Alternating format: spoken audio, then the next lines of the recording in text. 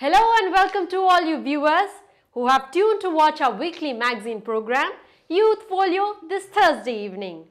Our list of interesting stories which awaits you include current events, sports, music and dance, job vacancies and lots more. Let's get going immediately.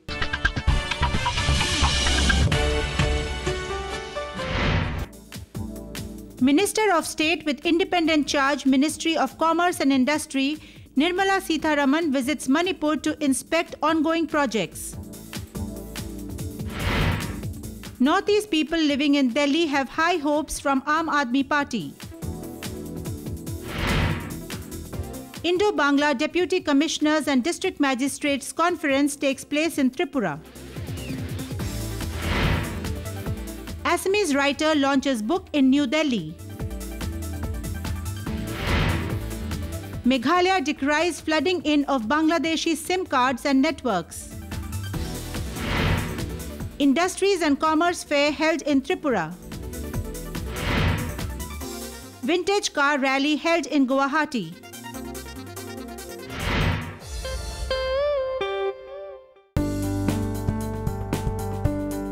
Union Minister of State for Commerce and Industry, Srimati Nirmala Sitharaman visited Manipur on Monday, the 9th of February, to inspect the ongoing construction of the Trade Cum Permanent Exhibition Centre at Lamboi Khong Nang Khong, as well as the Timber Park Special Economic Zone project at Kurau Pokpi in Thoubal district, and development works being taken up at the border town More. On her first day of the two-day visit to Manipur, she, accompanied by Manipur's Commerce and Industries Minister Govindas Konthaujam, advised for speedy completion of the projects.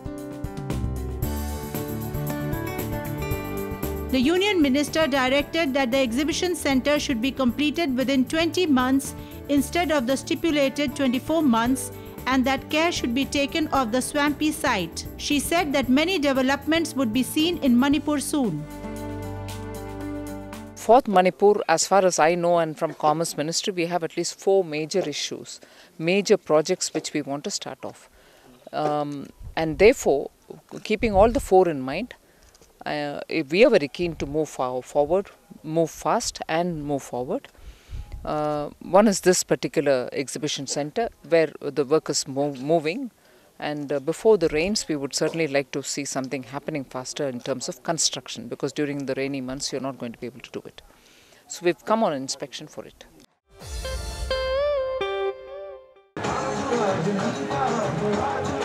People from the Northeast living in Delhi have also contributed their bits towards electing Arvind Kejriwal-led Aam Aadmi Party to power in Delhi.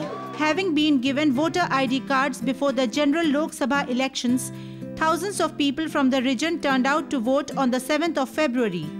They have many expectations from the AAP-led Delhi government. What I expect from AAP is hopefully they would fulfill their promises, and they would also think about people from not only the Northeast but other states who come here to work or to study and look after what they need, their safety and security and things like that. With the coming of the new government, I'm expecting a few certain changes.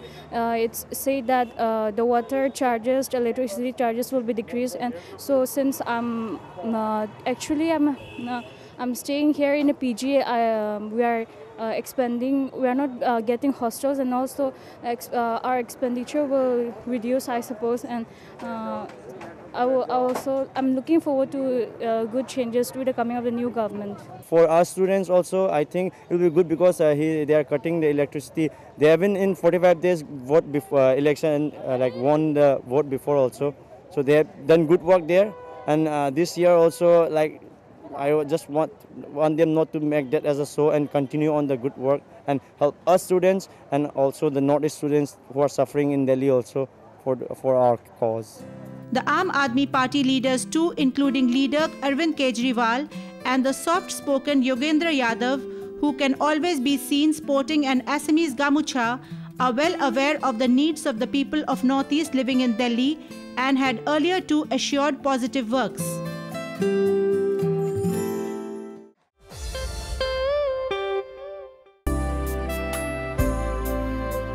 A joint border conference between India and Bangladesh was held in Agartala, Tripura between the 2nd and the 4th of February. The meeting, attended by district magistrates and collectors of Tripura and deputy commissioners of Bangladesh, discussed issues to tackle cross-border crimes, smuggling, cattle lifting, drug trafficking, integrated checkposts, how to increase import-export, etc., informed Abhishek Singh, District Magistrate and Collector of West Tripura. A 25-member delegation from Bangladesh, including District Commissioner cum Magistrates, Border Guard Bangladesh officials, Superintendents of Police of 4 bordering districts, Brahmanbaria, Maulvi Bazar, Rangamati and Habiganj attended the meeting. ভালো লেভেলে আমরা discussion হয়েছে আমরা real time আমাদের information sharing system আমরা আনছি যদি কোনো ইস্যু থাকলে আমরা ডাইরেক্টলি কথা করতে পারি আমাদের ডেপুটি কমিশনার আর এসপি সাহেব ডাইরেক্টলি কথা করতে পারি ওখানে এসপি তো এই যে ইনফরমেশন শেয়ারিং আর যে কন্ট্যাক্ট আমাদের যে হচ্ছে ওটা কনফিডেন্স বিল্ডিং এর মধ্যে আমরা চলে এসেছি অ্যাজ ওয়েল এজ আমরা কনফিডেন্ট আছি ইন ফিউচার যদি কোনো স্মল ইস্যু থাকলে আমরা ইমিডিয়েটলি এটা টেক আপ করতে পারবো আমাদের কাউন্টার পার্ট সঙ্গে এবং ইন ফিউচার এই দুটো দেশের মধ্যে যে সম্বন্ধ আছে আরও প্রগাঢ় আরও ভালো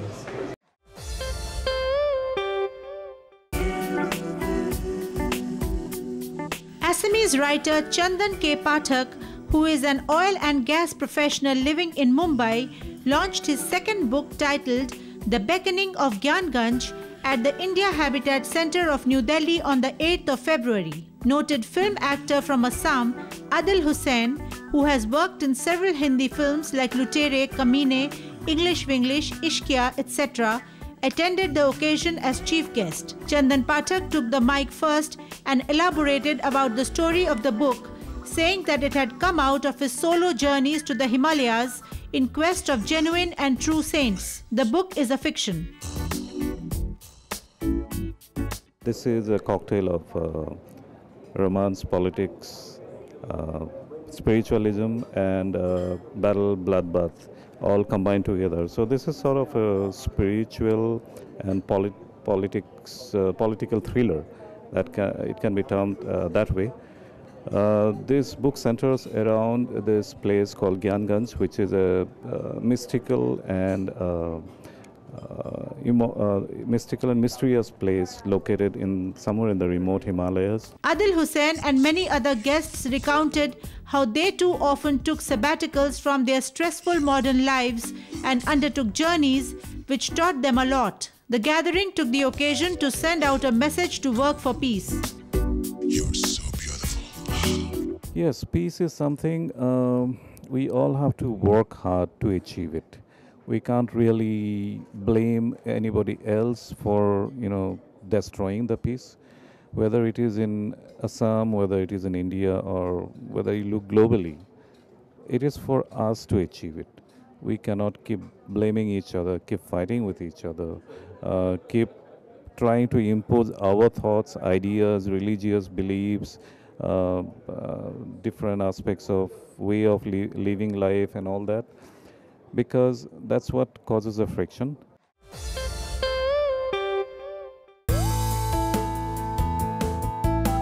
Many parts of the northeast, especially the most vital areas bordering Bangladesh, China and Myanmar, have very poor communication networks. In Ranikhor, West Khasi Hill area of Meghalaya bordering Bangladesh and stretching up to Mosindram and the picturesque Cherrapunji, all mobile phones catch only Bangladesh-based networks like Grameen, Banglalink, BGB, etc. Private networks like Airtel are just not available in most places, whereas signals from BSNL are very poor despite the government mobile service provider having put up towers. Clearly, the towers put up by Bangladesh's network companies are stronger, which is a real shame. To encash on the situation, Bangladeshi SIM cards are easily available in the grey market.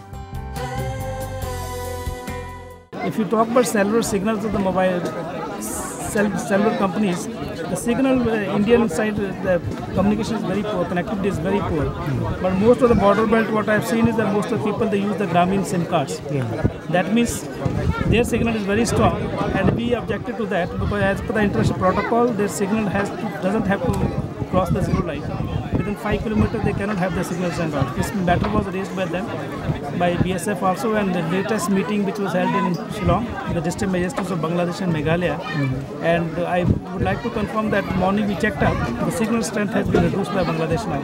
So what was happening, what we analyzed was, because most of the criminals, whether they were smugglers, whether they were militants, they were operating on the BD net, Bangladesh net. So we don't have any access to their call data records. We cannot even trace who is talking, whose phone is that. So that was one. And petty smugglers and all that, they were also using that. So I think by reducing the signal, we are going to cut off the communication channels and all. And this is going to help us in a big way in controlling the crime